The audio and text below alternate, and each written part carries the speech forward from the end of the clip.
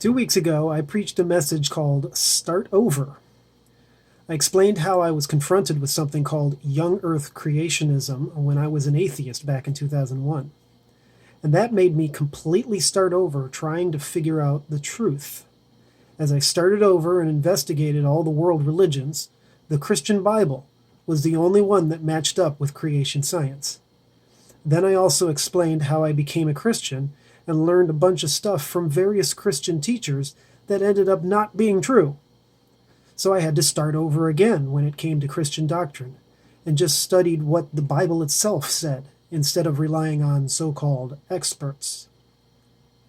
During that entire process, which spanned well over a decade, I discovered that there are a lot of false beliefs out there in the world and in the church.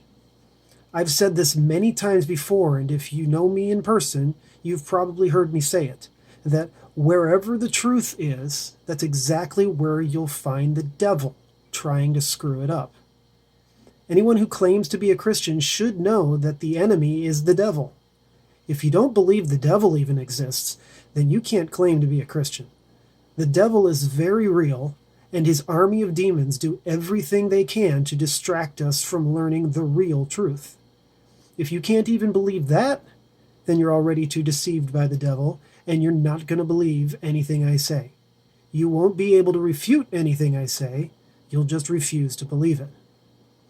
So in the spirit of starting over, I'm going to try to explain to you all what convinced me of everything I believe. I can't do it in just one sermon. It'll be a series of sermons. I'm hoping and praying that those of you that can admit to yourselves that you don't have it all figured out yet can give me enough of your time and attention every week to see if maybe I know what I'm talking about. Do I have it all figured out? Well, that depends on how you define the word all. I will never claim to know everything and that I know every single detail. But generally speaking, when it comes to a long list of various biblical doctrines, yeah, I do have it figured out to an extremely high degree. I've read the entire Bible cover to cover over a dozen times. I've read the entire New Testament over 24 times. Please, let me explain to you what it says. I don't want your money or anything else from you. I just want you to find out about all the lies the devil taught us growing up. It started for me in 2001 when I was an atheist. I never saw anything supernatural and was convinced that the Bible was just an outdated myth.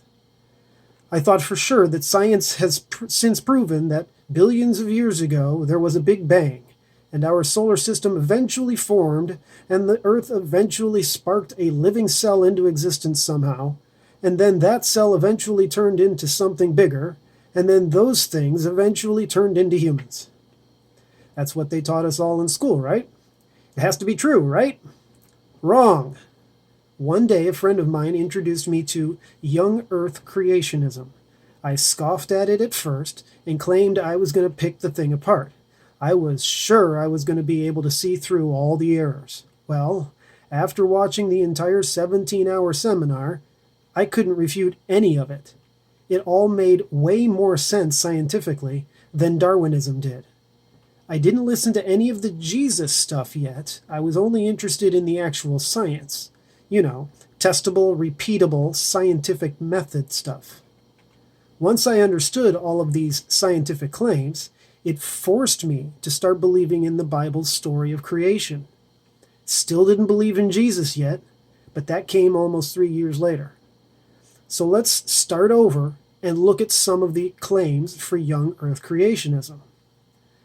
Let me start by pointing out that I have all of this information in video format on both my YouTube channel and my Facebook ministry page, where I itemize 150 scientific points that support creationism and disprove Darwinism. I highly suggest you just watch them all for yourself. But for the sake of these sermons, I'll try to narrow it down some. Remember, there is no single point that flat out proves everything. It's really the accumulation of all the points together that proves it. That's why you really should just watch them all. Okay, First, let's talk about the word evolution. The word itself simply means change over time, right? But when it comes to Darwinism, what does it mean? To Darwinists, it means that life forms slowly change into other life forms. But wait a minute. Where did the universe come from to begin with? Where did all the chemicals come from? Where did all the stars and planets come from? And then, where did the first life form come from? If you're a Darwinist, especially if you're an atheistic Darwinist, you have to believe that all these things changed over time, or evolved. The first one would be cosmic evolution, the origin of time, space, and matter. Nobody has ever scientifically proven the Big Bang. You can't reproduce it in a test tube. It's just a theory. That's so important for you to understand. Almost all of the so-called evidence for Darwinism is just theoretical, with no actual proven test results to back them up. I said almost all. We'll discuss the test results that they do have when we get there. Then they say that the Big Bang started with only hydrogen and maybe some helium. Then how did they turn into all the other elements? That would be called chemical evolution, how the elements changed over time into other elements. But nobody has ever proven that hydrogen or helium can just magically turn into all the rest of the periodic table of elements. The only thing they theorize is that stars use fusion to form new chemicals, but you need all the new chemicals to form the first star. So where did the first star come from? It certainly couldn't have come from a hydrogen Big Bang. And beyond that, fusion would only work so far. There's a whole bunch of other elements that fusion wouldn't explain. And where did all the planets and moons come from? This would all be called stellar and planetary evolution. Next, I was taught in school that somehow a lightning strike or something zapped something that wasn't alive and it became alive, right? Isn't that basically what you were taught too?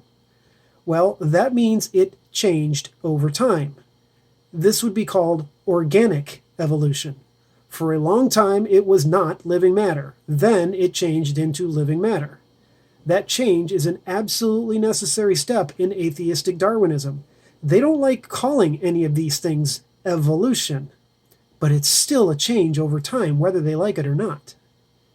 Did you know that this concept of non-life being zapped to life has never actually been proven to be possible? Not even close.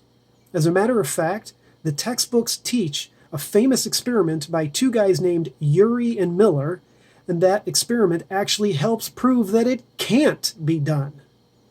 My video called Creation Evidence Number 70, Origin of Life, explains all the details in about 8 minutes. Basically, they kept out oxygen of the experiment, which should have been in it. And if they had used oxygen, it would have destroyed what they were trying to make. Their experiment only produced a very small fraction of the proteins that would have been needed to create life. And those proteins weren't even the right kind of proteins they needed either. The famous Urey-Miller experiment actually disproves the atheistic idea that life can just evolve from non-life. Okay, now we finally get into the things that Darwinism actually calls evolution. Once that first life form existed, and somehow had to know how to eat and how to replicate. If it didn't eat, it died. If it didn't replicate, it died, and it's the end of the story. But somehow this first life form ate, replicated, and then they eventually turned into something else. This brings us to what's called macroevolution. Macro means big. Big changes. It takes pretty big changes for an animal to change from one kind of animal to another, right?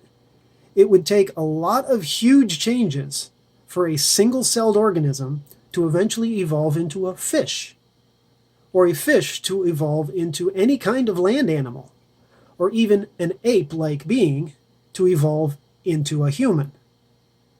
Macroevolution is the part of Darwinism that is purely imaginary. Nobody has ever scientifically seen these kinds of changes happen. It's completely theoretical. Which now brings us to microevolution. Micro means small. This is where small changes within one kind of animal occur, like dog breeding. You've got Chihuahuas, Great Danes, Jack Russells, Dobermans, Poodles, and a whole bunch of other dog breeds, right? But they're all still dogs. They're not evolving into horses or anything else. Microevolution, or small changes within each kind of animal, is the only kind of evolution that actually happens. But that's because that's the way God created them. Now, this is just the beginning.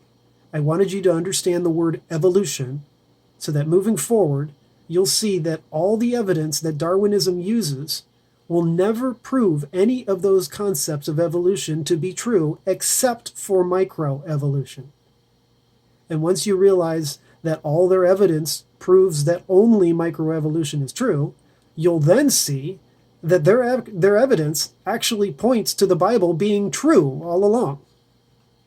Now, I'm sure that you've all got a whole bunch of what about this and that kind of questions. What about dinosaurs? What about carbon dating? What about fossils? What about coal and diamonds?